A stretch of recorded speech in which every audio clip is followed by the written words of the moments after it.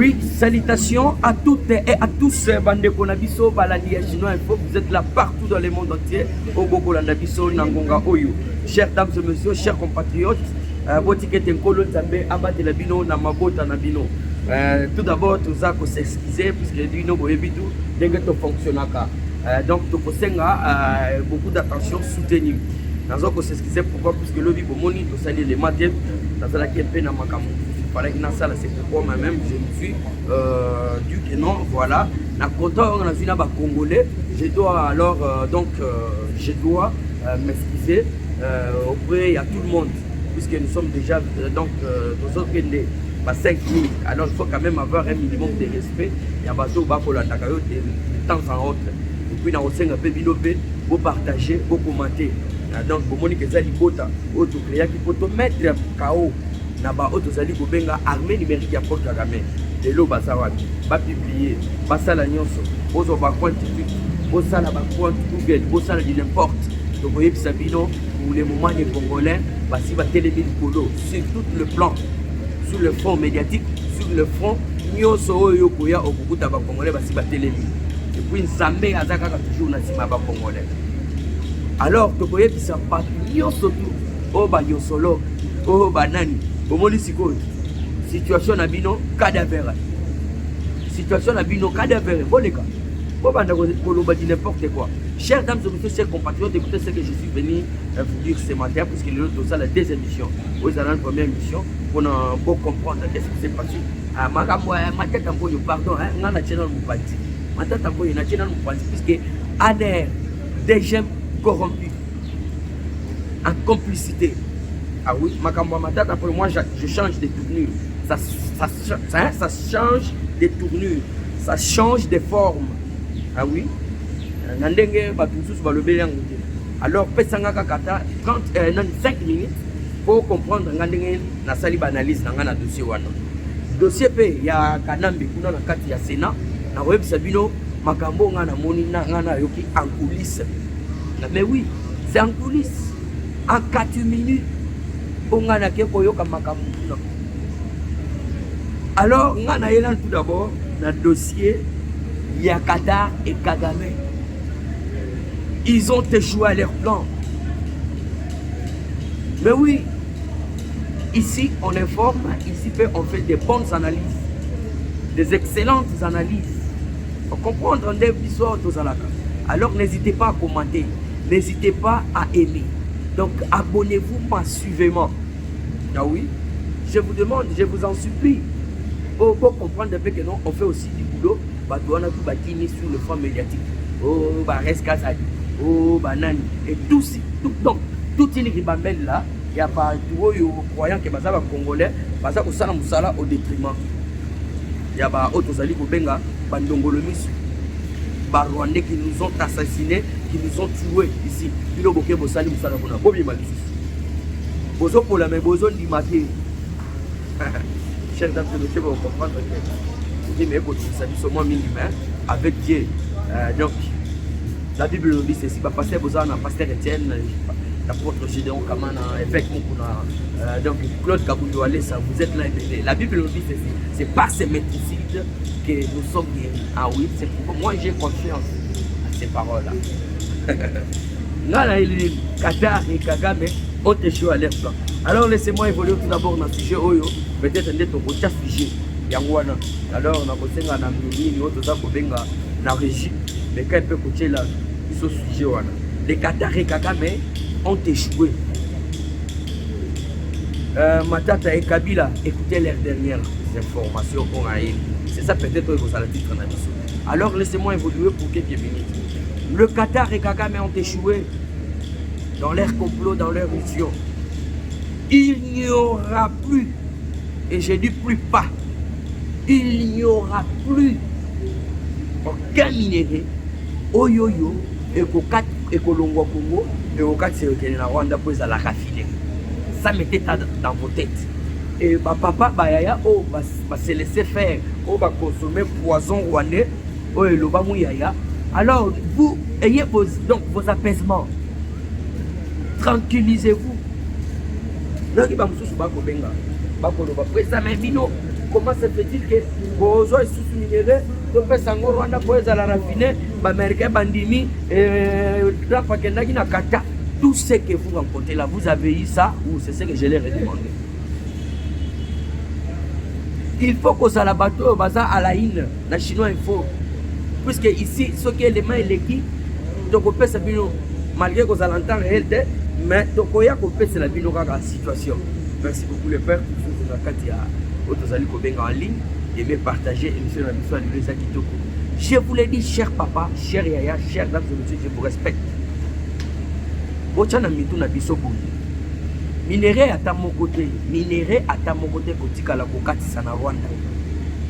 Po ezala raffiné. Et tout ce que je peux vous demander, 500 milliards de dollars, oh, il prend pas le bic, il faut bango baya bapesa les États-Unis d'Amérique et bapesa la République démocratique du Congo pour la l'air bango bazoya passer la relance à maman Boubélé sur tout le plan donc ba secteur social, infrastructure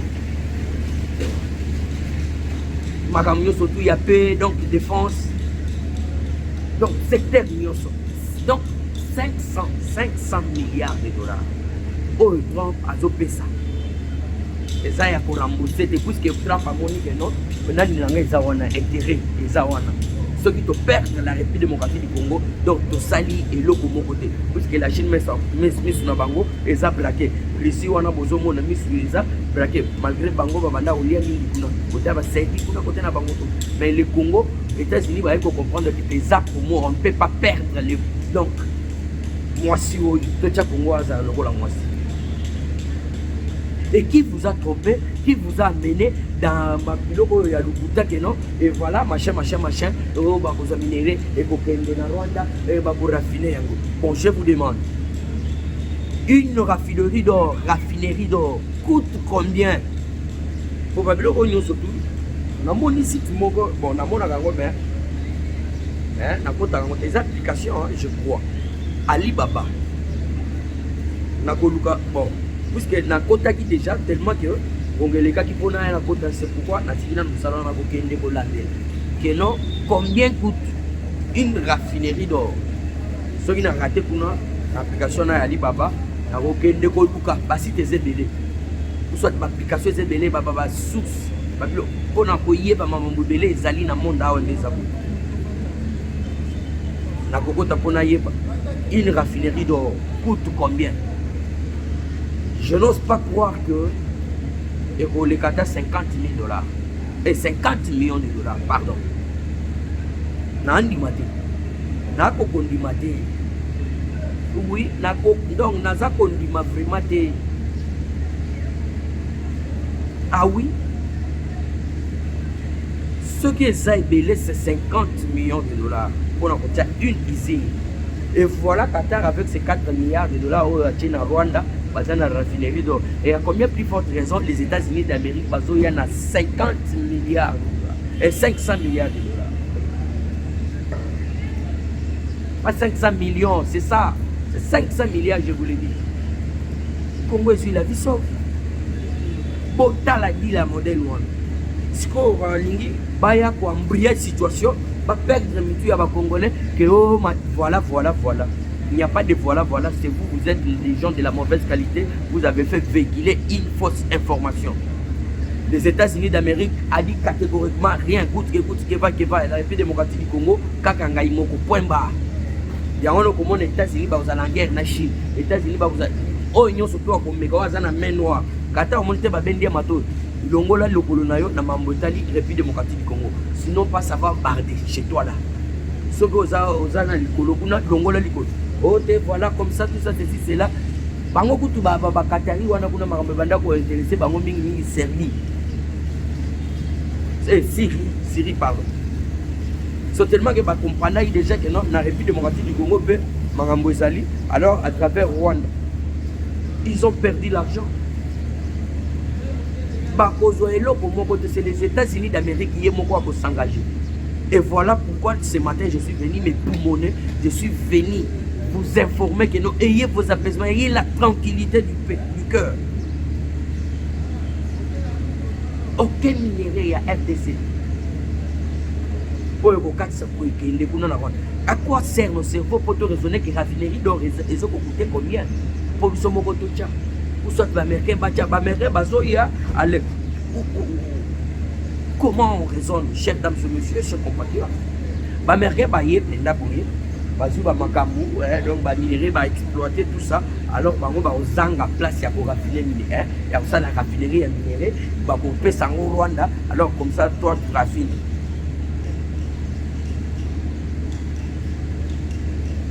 Bolandaka ba Moussa de Bouloster. Bolandaka ba auto sali ko benga Marco Rubio. Mais ce sont ces gens, des gens là, hein, deux personnes. Oh, il fallait que on comprendre Bolandaka bango, même na batuti na bango. Bango balobi la République démocratique du Congo, rien que rien, la paix. Puisque peut-être encore ebele batu baza ko ça nini, batu baza ko confondre accord. Que non accord les aboyés et Rwanda boy tout ça ba mine. Non. Et là, j'aimerais aussi expliquer, chers compatriotes, chers dames et messieurs, au Bakola Nangaï pour le moment. Il y aura des sortes de diacoya. Oui, il y aura deux sortes. Il y a accord, je peux dire. Ah oui, deux sortes. Accord, je maîtrise ce que j'ai dit. Et ça, c'est que on a allié dans le bas. Non. Donc des sortes des accords qui seront traités aux États-Unis d'Amérique. Il y a Liboso et Kozala. Donc accord bilatéral, voilà le mot que je cherchais. Accord bilatéral, les alliés accords entre les États-Unis d'Amérique, na Otozali Bobenga, la République démocratique du Congo. C'est ça l'accord bilatéral. Oyo RDC pas pour signer na États-Unis. Alors il y aura encore un accord de paix. Accord de paix pas pour signer yango entre la RDC et les Rwanda. C'est ça, c'est simple à comprendre. C'est simple à comprendre. Bissona Rwanda to pour signer accord de paix et non accord yabamine ou soit accord diplomatique, soit je ne sais pas moi comment vous le dites. Alors vous devez tous savoir que non, na des donc sorte il y a encore Rwanda. Alors il y a des choses très importantes, et ça accord na États-Unis d'Amérique. Bango, pour un accord na bango, pas de sabato na bango, ba kende, donc nous sommes tous là na Kenya. C'est ça. Ce toté qui minerait pas mon tout. Toté que l'ina, nous sommes tous bénis les États-Unis d'Amérique, des baillés, parce que la makambu, ba raffiner, ba tchela biso ba entreprise, ba tchela biso social, il y a solo, les infrastructures, il y a solo, makambu surtout il y a solo, non pas d'aventure. Mais c'est ça. Donc le 15 juin, Ezali, donc date historique. Même si les Américains ont commis déjà double. Si on a des gens qui minéré na biso et na Rwanda, ba raffiner yango, donc les Américains bango ba koya na mboka. Donc biloko tozo ebisa bino tozo ko sakasi. Américain atiki ngwende ko donc atiki baye awa pour exploiter minéré. Si vous avez des minéraux, vous pouvez souvent dire que vous avez raffiné. Vous avez salé le côté. Et puis, nous avons peut-être que notre âme déterminé. Il y a aussi la République démocratique du Congo. Alors, je vous dis, mettez ça en tête. Et personne ne vous trompe, personne. Donc, mon temps pour s'abinoter. Bateau de Bukavu, bateau de Goma. Bientôt là, vous serez dans une paix totale. C'est moi qui vous l'affirme. Et je suis sûr et certain. La Bible de Dieu, je ne suis pas passé, mais la Bible, on a photo du Marayam. Ah oui, constitution, on a la Bible. Constitution, il va ça la Bible. Donc, basiquement, comme la Bible, il y a des constitutions. Alors, écoutez ce que la Bible de Dieu ne dit pas, c'est pasteur. Tout ce que vous avez demandé à mon nom par la prière, croyez que vous l'avez reçu et vous le verrez s'accomplir. Oui, ça va. Donc, biloko, bibundeli nanga ya makasi na zagalango. So il a monika et il dit petit bon. So il a petit peu en zamba yo kakamba bon. Et cher dames et messieurs, cher. Donc, tout est Bukavu, tout est Goma. Ça, je vous l'affirme et je vous le dis. Fati n'est pas n'importe qui. Il s'est battu de sa manière. Il s'est battu de toute façon pour que le loyo de convaincre les États-Unis d'Amérique. Pas comprendre les souhaits du président de la République, pas comprendre les soucis du président, c'est de ne pas être toujours dans les soucis dans les angoisses, donc comment je peux dire, dans le tristesse. Keno bazo boma bande konangai, bazo boma na est, bazo salabo. Et Kaka me connaissait tous ces, donc Kaka mettait donc catalyseur et Hippolyte Kanambe son cousin. On va protéger pas ça mato, comme et voilà pourquoi Tombolo s'est battu de sa manière. Tofandi Kaka Tozo c'est dans le 16, le 15. Accord de paix. Monde mobile baba Goganga. So là tu peux signer un accord. Ah, Rwanda aussi signé des. Kende. Donc même seul souci que Binisa Batuna. Puisque Eric Prince, il est dans un chargé à maman Botali Bibundeli. Bateau ba hôpital. C'est Eric Prince. Quand tu as na Moussa Boulos, tu as na Marco Rubio. Alors c'est son thé, n'endenga diplomatie. Mais n'endenga Matouza. Mais je vous informe de. Donc c'est ça les infos que je suis en train de vous donner.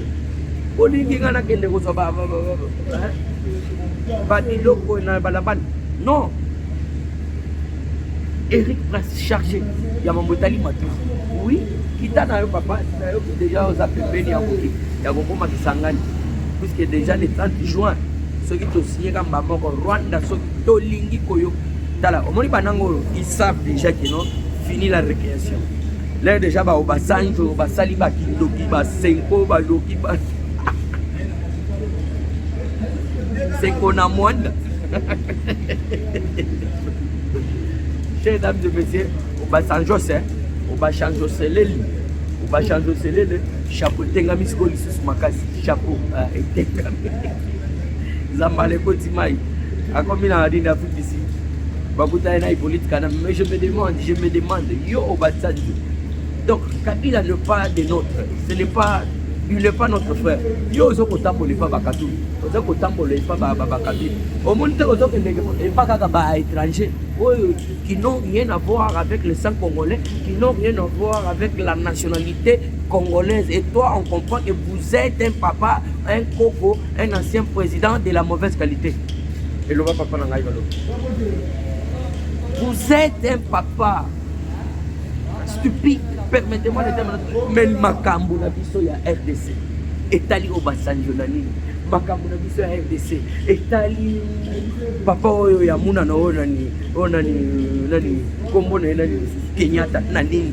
Makambu na biso ya Congo. Etali ba ancien président ba mama wana ya basi na nini? Makambu na biso ya Congo. Quand il s'agit à Baboma, Basala d'une porte, ils ne se réunissent pas tout autour d'une table ronde. Mais quand il s'agit que non minéraux na biso oh, Tokomi Koloba que les États-Unis viennent win, gagnant, ils se réunissent. Oh, pas d'ingérence, ils sont au Salibo, au Batanjo, au Lokina Moï. Senko, Tokoyamba Binote, Indokina Bino et Bimi Nampoisa. Ah oui. Mais oui, je vous l'ai dit. Yo, ok, beaucoup d'engagements politiques quand même. Ils sont un problème. Ça va ça contre Fachi. Base la mandé, si les buts au web, ça vient au bon au changer.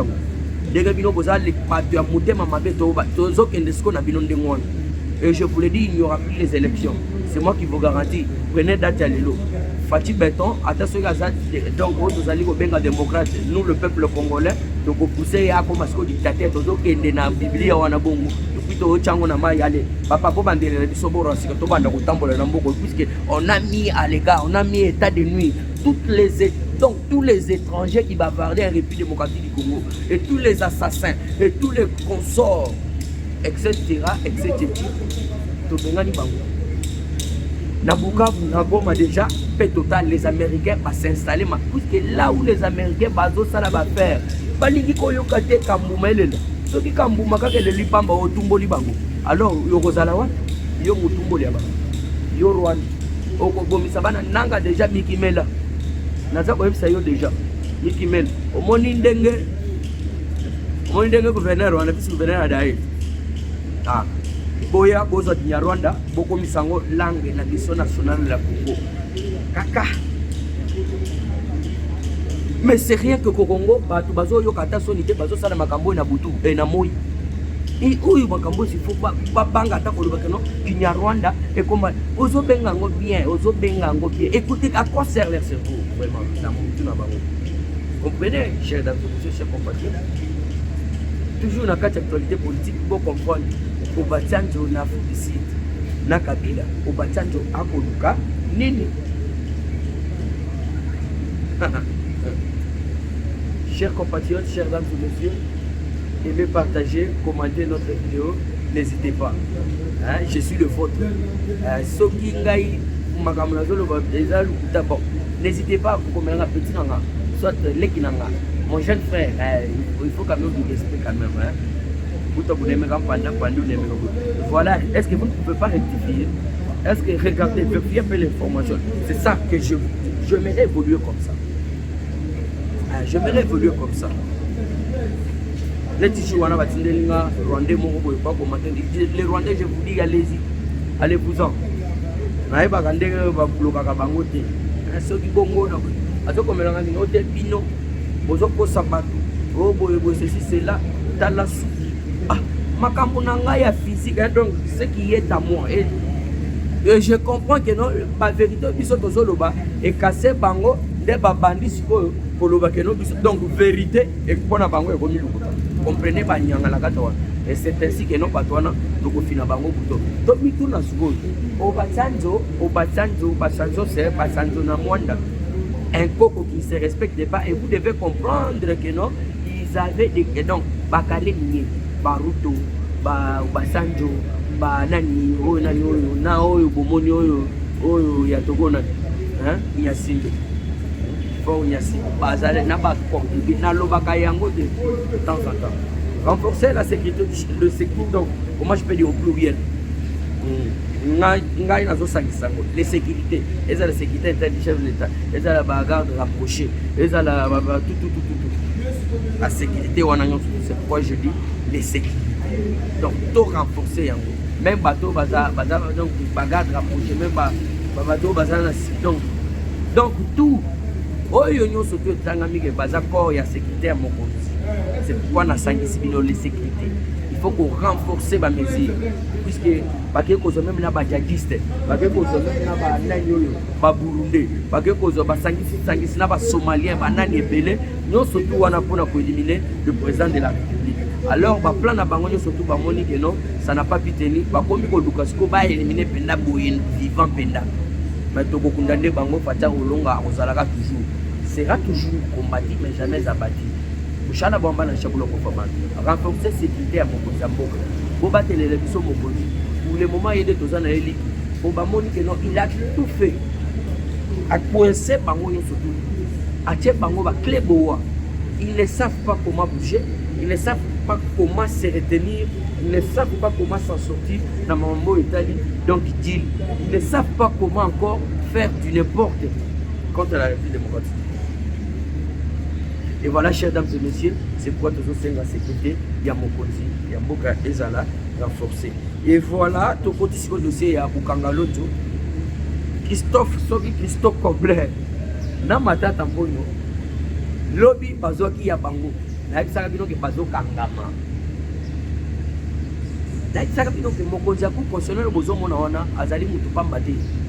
C'est un véritable moutouamibé quoi. Bien, on a des bazars qu'on peut essayer de bâtir. Même par présent, il y a beaucoup constitutionnel, même en Afrique, comme on comprend que c'est là où on doit acquérir de la connaissance chez Kamoulet. Mais oui, il y a ce moment où on a président de il y a beaucoup constitutionnel. Babanda les lois, il y a découvrir que notre zone est scène.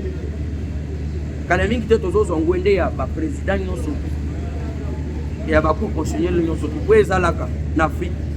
Il y a l'Union africaine, il y a pays tel, il y a pays tel. Mais ça sert aussi notre tour. Grâce à Kamouleta, moi je vais découvrir. Découvrir que non, ma capoeira la capoeira. Non, la scène internationale. C'est quelqu'un qui travaille dans le respect des droits. Même si on a évoqué pas ma tata pour n'a pas caméra. On a une caméra pour na kata assemblée.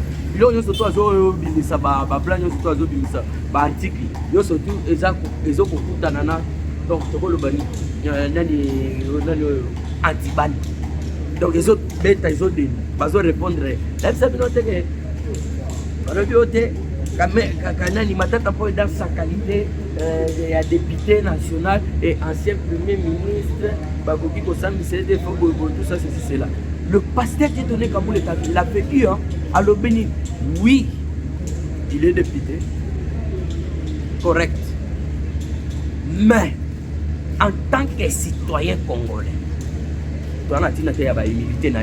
comment est-ce qu'il a raisonné combien? Et puis l'article en est ça.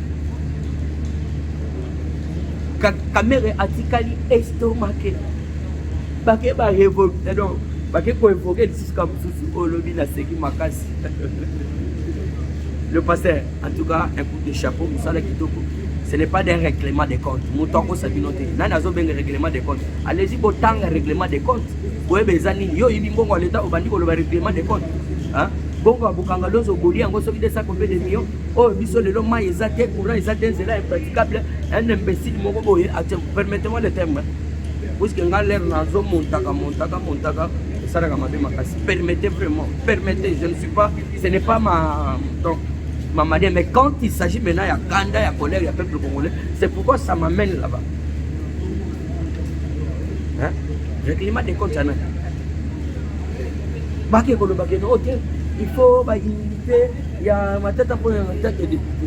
Le pasteur qui est donné comme l'État, que je salue encore en passant, moi, ensemble. Tous en Simanayo, ils n'ont pas tout besoin pour redresser. Droit à Mboka na biso. Vous avez façonné cours constitutionnel. Je ne suis pas venu faire la publicité ici. Je suis venu encourager son travail qu'il est en train de faire. Cours constitutionnel à Kalabalobi que ma tête est incompétent. La cour constitutionnelle est incompétente. Il y a que juger ma tête en poli. Et voilà, dès son arrivée à Télé de Salon, mais non, un polaire, un bandit tout fait, Moutoyi Bimbongo. Comment la cour constitutionnelle peut être incompétente? Non, la cour constitutionnelle que moi je dirige, Kamou l'État, est incompétent. Donc, est compétent. La cour constitutionnelle est compétente, il y a que juger un polaire, le rôle de ma tête en poli. Et dans la seconde lobby, le gars est ici, le lobby a un député. Oui. Qui vous député, c'est là où qui m'a fait beaucoup enchanter. Donc, des places Pessingaï, que non, 8-3, il faut que battre un modèle. À lobby, ma tête en pognon, pour fonctionner avec député, et écoutez à zo samba. Écoutez à zo samba. Fonctionner avec député. Et on a tout parti. On peut sa candidature pour commenter que tout ça, voilà, bino oyo boko se pesaka Kinyarwanda ya mais boyo kite bino ba téléphone bomona kite. Alors, là bas ici, ça comme député. Parce que procès ko katana. Procès et ko katana. Boya comme député. À quoi sert le cerveau? 10 ans de prison ferme. 5 ans à Roui au Sala Moussalati. Denga Zaliwana il faut taper l'État congolais. Monsieur Christophe Kobler, 5 ans de prison. Pourquoi on a l'obaki que non, ANR, deuxième complice. On a été, Matata Pogno, à mon ami. Tout le monde place à Zaki. Ceux qui kandenge balança kilobi. Tolinga to quand même pas na place à Zalaki, manu militaire, acheminé dans la prison. Mais va condamner, Matata Pogno, tout le monde y était. Est-ce qu'il y a quoi les sous l'assemblée? Ah oui, moi je comprends que nos caméras sont flaguées, moi, et Indelinga. L'article est surtout dans la ça. Et eux ont la réponse. Yo, pour te sauver, na kokite. Alors, Salanini, la poudre d'escampette. Tout la mousse y a ça. Ah, et même commenter, partager, vous devez savoir que les République démocratique du Congo, vous êtes censé à vous informer. Et voilà comment moi je trouve dossier à Matata. La Cour constitutionnelle a sali Moussala Naye, c'est kitoko. Mais, reste maintenant na bateau, il y a des DG moana. Comment Moutazo Sambaza n'a pas procès? Abimi Ndengenini. C'est que moi j'aurais appris que non. Abimi Nani. Ma tête en pognon. De haut cassé, c'est écoute déjà Kalambaï. Azana State, déjà, Zomé la champagne, Rolso Balali, Otso Dosa la mission. Ma tête en pognon, c'est qu'il y a une assemblée nationale. Je vais affronter la justice. Je vais affronter la justice. Et voilà la justice. Chers dames et messieurs, chers compatriotes, on a quelque chose de remettre un dossier à Kabila. Kabila national, c'est l'Itaboué Mabunda. Samalopon fera tout pour protéger son maître. akobosana te place auti sama wana abosana te place auti parce que ndenge ezali wana ye sama lokondi wana ndenge azali wana ayebi te place auti bato bafasone bakabila wana bakatumbi kidi katumbi di kabila di kabila di katumbi sama lokondi alimi na ensemble ya katumbi. Et voilà comment est-ce que élève akokanga maître na ye. Oui, nayebi te Kabila attendu na kati ya Sénat ayaki te. Est-ce que un rebelle akoya na Sénat? Très attendu na Sénat pour commission Songolo Pakalaba auditionné nanu bayo kabala ndele. Écoutez des aventures de Sama Lokondi au Sénat. Et moi j'ose croire que cette stupidité là est au Sénat. Il faut qu'on kata yango c'est du putain. Hein? Mais Sénat, bala, comment commission haute cour militaire? Merci beaucoup les pour nani otozali ko benga le militaire général la haute cour militaire.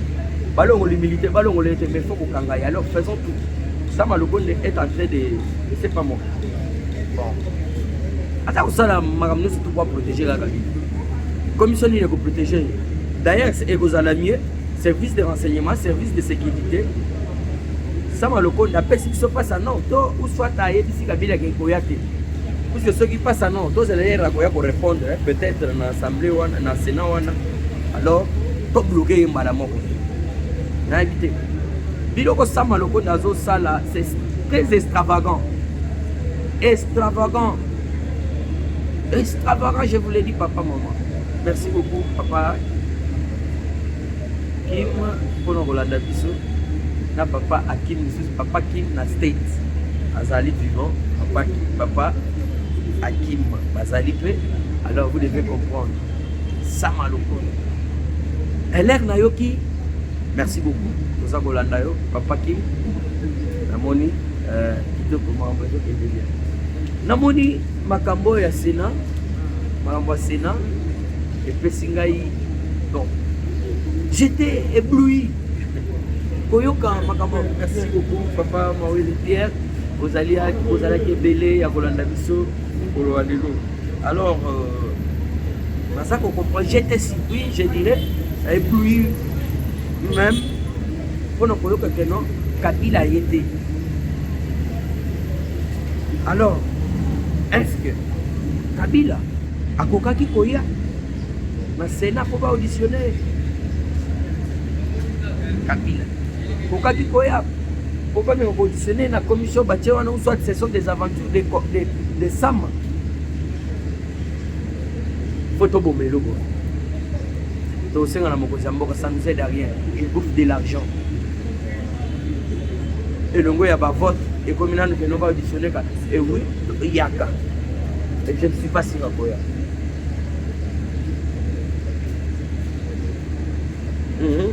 ça m'a reconnu quand même savoir on l'a cloué il bien comme beaucoup est ici et merci la cour constitutionnelle papa Dieu donné comme est avec équipe na mobimba équipe na mobimba bo sala musala kito to moni caméra lingaga di misaba paquet bloqué siko batal sur il y a des lois ici au pays, il y a des lois donc faut pas faire des aventures ici. Je suis le président de la cour constitutionnelle mata enani matata poni n'est-ce pas va fonctionner il y a beaucoup d'été pour ces bandaki et qu'est-ce que toi tu veux me dire, quel article que tu vas évoquer en tant que citoyen congolais. Les militaires sera poursuivi à arrêté. Aujourd'hui, on est où? Alors, ça nous reste maintenant au Sénat. Et j'ose croire que nos autres cours militaires, Bobi ça peut battre la mine. Kanam partout il est. Kanam, Toyoka Keno, Akangami. Baobatian Johanna, ce sont des aventures. Ah, permettez-moi. Ah oui, ce sont des aventures. Des papas de mauvais goût. Congo. China yenu. Kongo ni yetu. Kama wewe unaanza kuenda kule kuonana na bakatumbi, kuonana na bale ba étranger, ndio tutafanye huko ba mwinzi Ah oui, c'est forcé, c'est les langues. Chers dames et messieurs, chers compatriotes, on va continuer à bien côté. Tout le gouvernement nous, makamu susu, il y a infrastructure. Infrastructure, dans la ville de Kinshasa, dans hôtel de la ville, que dirige le gouverneur Daniel Bumba Lubaki. En tout cas, félicitations quand j'ai appris cette information. Moi, je ne suis pas là pour ça, le dialogue soit de critique sans avoir des éclaircissements, soit, comment dirais-je, des investigations. Non, moi, je suis quelqu'un qui fait beaucoup des investigations. J'ai appris que le tête de la ville, dirigé par Daniel Bumba Lubaki, le numéro de la ville, il y a des moutons qui sont Salawana. Pour les aller dans la commune à Kinshasa, dans la commune Yabarongo. Je vous prendrai quelques images pour nous quelque chose de malade. Alors, yo commentez, aimez, partagez. Tous à au grand nombre, pas permettre à tout ça, maman. C'est ça ma prière. Tu dois évoluer. Et qu'est-ce que j'ai appris? L'hôtel de la ville est financé de Salawana. Yanzela. Daniel Bumba Tali, état de la Boya Banzela, il y a une zone à Kini. Na otozali kobenga zone à Barumbu. Neti Bakabinda, Neti Plateau, Neti Kabamba, Neti Croix-Rouge, Banzela, ils ont délai, j'en passe. À mon niveau, non, infrastructure, ceux qui total les gars, monsieur, bon, je donne mes infos. Ceux qui total les gars, bah, ministre, il y a infrastructure, les à la niveau écolo, national, les à la Z. Qui ça c'est surtout la commune on a collé. C'est ce que moi j'ai trouvé. Alors Daniel Bumba, à part Nan Wana, n'a occupé ma côté Mississippi, Neti Bagombe, Marambozo Salam. Donc, quelqu'un a modèle Wana. Hein? Tokokina nous pour encourager que ça toi accompagner vision toi kende naie total en dégâts pour ça. On est là pas pour prédire ma bépona. On est là pour encourager beaucoup. Voici les musala malamu pour ceux qui a salé musala malamu et ça peut pour la biso. Bateau il y a zo salé la musala. C'est ceux qui le long c'est là on est ici. Et on dit qu'à la paix molamu wasali que non les autres les gaboye. Il faut qu'à Daniel Bumba. Alors tout ce qu'on demande aussi la population, il y a vu la Kinshasa. Bon ça la Daniel Bumba tout le monde qui a zappé la vision est claire. Dans le moment où il y a ça dans notre de vie, il y a des avancées significatives. Oui, ça c'est moi qui vous parle. Ceux qui te remontent que non, Daniel Bumba mais pour le moment, soyons derrière nous.